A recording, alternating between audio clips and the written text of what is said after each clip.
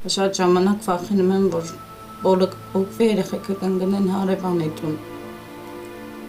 Հրազդանի մի ծայրամասում աղմուկից ու քաղաքի առօրյա շտապողականությունից հեռու կանգնած է մի փոքրիկ փայտե տնակ, որի պատերը վաղուց հոգնել են տարիների ծանրությունից, իսկ հատակն ամեն քայլից դղրդում է այնպես, կարծես տունն ինքն էլ փորձում է դիմանալ կյանքի հարվածներին։ Այս խարխուլ տնակում է ապրում 36-ամյա Մարինե Վերդյանը, իր երկու աղջիկների եւ մոր հետ։ Տան ներսում ցուրտը միայն եղանակից չէ, այստեղ ամեն անկյունում զգացվում է հոգսի, ցավի ու անորոշության լուռ ներկայությունը։ Մարինեի գրկում 3 ամսական փոքրիկն է, որի մանկության առաջին օրերն անցնում են կյանքի ու պայքարի մեջ։ Երեխայի լացի ձայնը մոր համար աշխարհի ամենածանր ձայնն է դարձել։ Լինում են օրեր, երբ տանը նույնիսկ մանկական կաթ չի լինում եւ Մարինեն արցունքները զսպելով ստիպված փոքրիկին պարզապես ջուր է տալիս, հույս ունենալով, որ երեխան գոնե մի փոքր կհանդարտվի ու սովից չի լացի։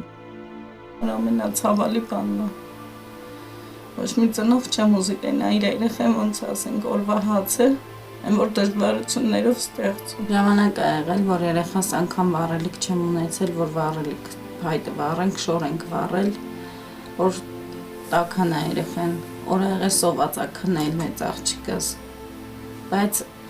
ինձ երբեք բան չի արել, չի նեղացրի, ասում մամա սոված եմ կամ չգիտեմ ինչ։ 13-ամյա Էլմիրան, ով պետք է իր մանկության ամենապայծառ տարիներն ապրեր, արդեն սովորել է զրկանքների մեջ լուռ մեծանալ։ Նրա աչքերում կա մի շատ ծանր տխրություն, որը դժվար է բառերով նկարագրել։ Դպրոցում ստացած գլխի վնասվածքից հետո աղջիկը մշտական ցավեր ունի, բայց նույնիսկ այդ ցավերից ավելի ուժեղ է նրա երազանքը։ Ունենալ սեփական տունը եւ փոքրիկ սենյակը, որտեղ գիշերները առաստաղի ճեղքերից անձրև չի կաթի, եւ որտեղ ինքը կկարողանա հանգիստ նստել ու դաս սովորել։ Ուղեղային սալջարդա տարել 4-րդ դասարանում բուժվել է դրա համար մի որոշ ժամանակ, բայց էլի որ աղը գալիս է աչքերի դեմն է սևանում է, գլուխը սկսում է ցավել։ Ունենանք այնպիսի տուն, որ անմեջ տաք ջուր լինի, ամեն ինչը լինի մեջը։ Որ իմ ծնունդը լինի կամ ինչ որ առիթ լինի, չոմաչում ընկերներից կանչում գան մեր տուն։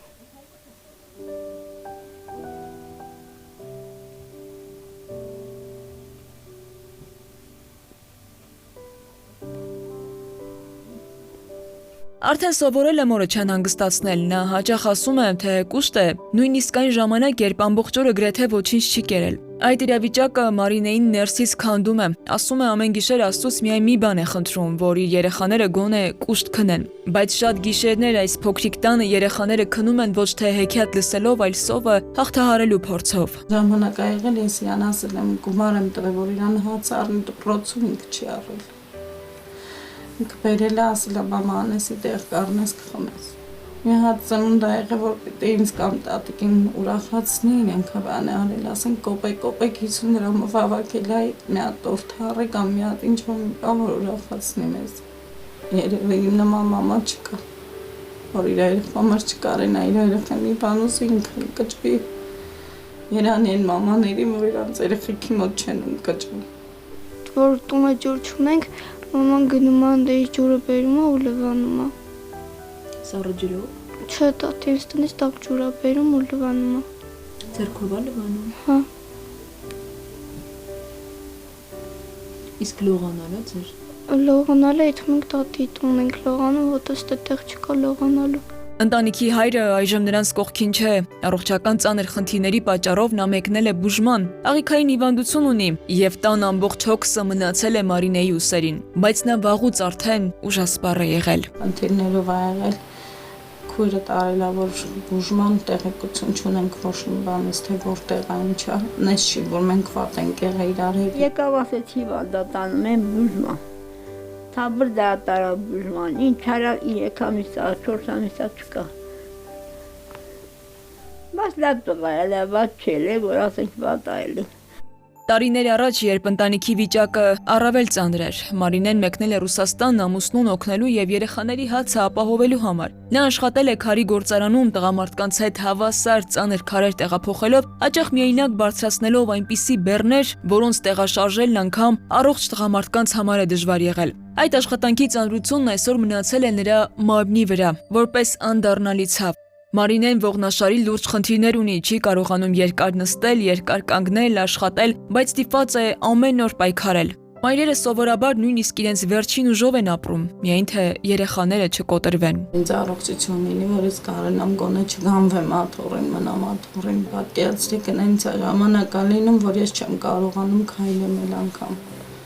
Ահա որ ձևի եմ, որ սեղմում արդեն ոտքից։ Տանը անկողներին պառկած է նաև Մարինեի 70-ամյա մայրը, ով ուռուցքային ծանր հիվանդություն ունի։ Ծեր կինը հաճախ լուր նայում է առաստաղին, որի փայտերը կարծես ամեն օր մի փոքր ավելի են ծռվում։ Նրա դեղերը չեն կարողանում գնել, թոշակն ու երեխաների չնչին նպաստը հազիվ սնունդին է բավականացնում։ Ռակը ուռուցք ունեմ։ Բիրահատել եմ, բայց էլի լավ չեմ։ Չեմ ուզում մամայս էլ կորցնել։ Պապա չունեմ, մամայս էլ չեմ ուզում կորցնել։ Իմ միակ հույսը իմ մաման է։ Ռստուպներ է տալիս, շատ ժամանակ միդոկալում եմ սրսկում, անգամ սկորի եմ շշուտ զանգում, որ գոնեկան այդ ցավերս կարողանամ մեղմանալ։ Չեմ կարող, իրոք անգեղ չեմ կարողանում։ Մաս որ թուլացած է եղել, ես եմ գրկել տարել այդ հեղի վիճակով։ Երկհարկանի տնակը թվում է, ուր որը կփլվի։ Պատերը ճաքել են, դույլեր կանտան ամեն անկյունում։ Առաստաղից եկող ջուրն է այստեղ հավաքվում։ Հատակը շարժվում է, իսկ առաստաղն այնպես է դղրդում, որ գիշերները երեխաները վախից վեր են թռչում։ Բայց այս տան ամենածանր ձայնը ոչ թե փայտերի ճռոցն է, այլ դռան թակոցները։ Ամեն օր գալիս են պարտատերերը։ Փախացնում են, ասենք, գալիս են կռիվ են անում։ Եթե իմ հարևանները չլինեն, կարող է եւ ինչ-որ մի հատ վնասել տան։ Դա է դիագնոզը, անդադ գալի ասում են փողը տուր, ինձ չի հետաքրքրում, որտեղից ուզում ես վերցրա տուր։ Պարտքատերել եկա, որ ասենք տենում են, որ մաման չի կարում, տենց մի քիչ համբերում են։ Պարտկարա, պարտքի վրա, պարտկա եկավ տակվա։ Էլմիրան շարադրություն է գրում մեր տունը վերնագրով, բայց սպիտակ էջը դեռ դատարկ է, որովհետև գուցե այս փոքրիկ աղջիկը վաղուց մոռացել է, թե ինչ տեսք ունի իրական տունը։ Երբ մյուս երեխաները գրում են լույսերի, նվերների ու ընտանեկան ուրախ երեկոների մասին, Էլմիրան լուր նայում է դատարկ թղթին, որովհետև իր ընտանիքում ամեն օրը պայքար է, ապրելու, գոյատևելու հերթական դժվարությունը հաղթահարելու պայքար։ Այսօր այնքան եմ ես նեղված, որ ես սաղին ուզում եմ դիմեմ, որ ինձ օգնի, թե տենց բարի մարդ կա, օգնեն ես այս բարդգիրիցս պրծնեմ, ես իմ երեխեքին որ կարողանամ պահեմ։ Այս ընտանիքը այսօր ոչ միայն ֆինանսական օգնության կարիք ունի, այլ նաև մարդկային ջերմության, հոգատարության ու վստահության, որ իրենք մենակ չեն։ Գուցե ինչ-որ մեկի համար փոքր համարվող աջակցությունը այստեղ կարող է դառնալ նոր կյանք սկսելու հնարավորություն։ Գուցե հենց մի բարի ձեռք կարող է օգնել, որ Էլմիրայի մեր տունը շարադրության դատարկ էջը մի օր վերջապես լցվի։ Քնարիկ Պետրոսյան, Տիգրան Հունանյան, Սուրանկյուն։